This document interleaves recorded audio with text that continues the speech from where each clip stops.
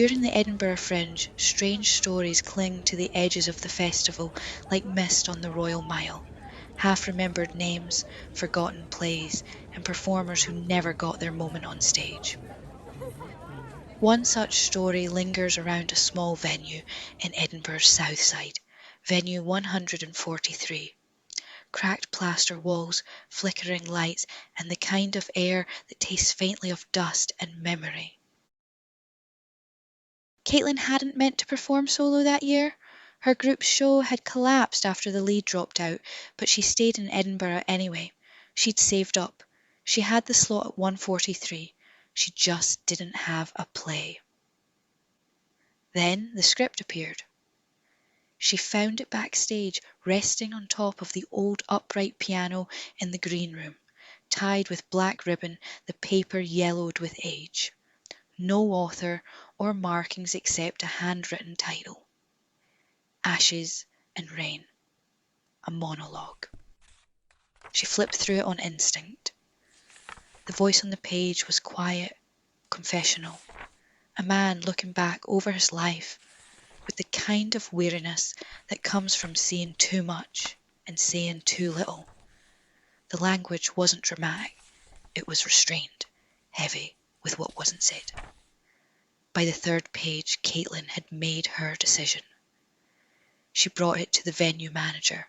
The woman barely glanced at it before saying, "That thing shows up every few years. No one knows who leaves it. It just appears." "Should I hand it in somewhere?" Caitlin asked. The manager shook her head. "It never stays. If you want to use it, but know this. It always vanishes after the last show." Caitlin submitted it under the original title, Ashes and Rain, a late night slot, 1 week run, just her and the spotlight. Opening night, only 4 people came, the kind of audience Fringe veterans call intimate. Caitlin stood centre stage, a single light above her. She took a breath and began. "We speak of silence as if it is empty, but silence is filled with what we meant to say, with what we feared to hear." The script spoke of war, but not in a loud or obvious way. There were no battle scenes, just memories of rationed summers, empty chairs at the table, and long stretches of life lived with grief. The speaker had come home, but part of him had stayed behind. "I wore the uniform, yes, but I came back, and the ones who didn't, I think they haunt me more than any ghost could." When the lights faded, the applause was hesitant, polite. But one man didn't clap.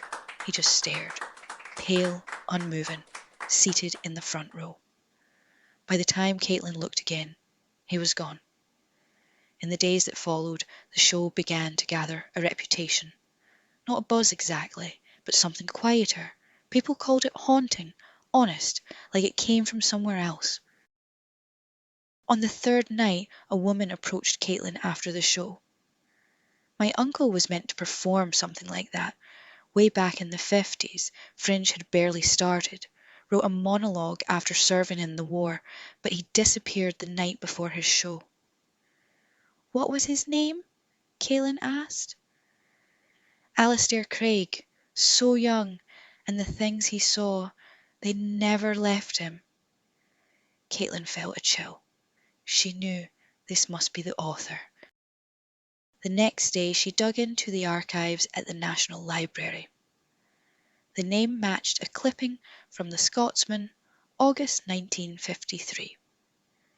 Young writer Alistair Craig, who served with distinction in the King's Own Scottish Borderers during the Second World War, has been reported missing during this year's Edinburgh International Festival. Police cite stress or disorientation. Friends say he was last seen near George Square. No follow-up article, no obituary. It was like he'd vanished into thin air. Back at the venue, a black and white photograph was pinned to the green room's mirror. A young man in a loose shirt, standing on a bare stage, head bowed slightly. On the back, Alistair, 1953, he was almost ready. Over the remaining nights the performance began to shift. Lines she hadn't memorised slipped out naturally. Whole passages emerged as though she'd always known them, but they weren't in the original pages. One new line left her breathless. You come home and they ask what it was like. But how do you answer that? You say nothing. You nod, and then you carry it until your silence becomes your life. On the final night, the room was full. Caitlin stood at centre stage, candle in hand. The lights flickered once, then steadied. She began. This time, the monologue went deeper, past memory, into confession. They were younger than me, braver, funnier, and they never came back. I did, and I've asked myself every day, why me? There were no tears, just stillness from the audience. I lived a long life in the shadow of theirs, but I never said this. I never said a word. The final line came like a whisper. Maybe now someone will hear me. The spotlight dimmed, and from somewhere in the audience, a slow, deliberate clap. She looked up. The man was there again, now standing. Same pale face, same dark coat. He gave a small nod and disappeared. The next morning, the venue was closed. Electrical fault, they said.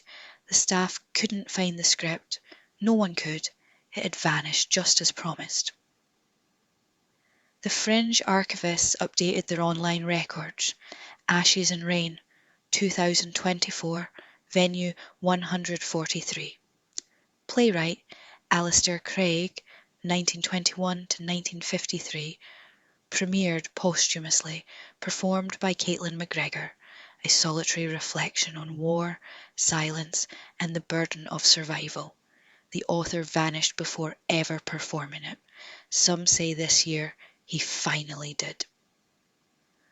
A final review for the show on the Fringe website said, he came home in silence. But now we've heard him.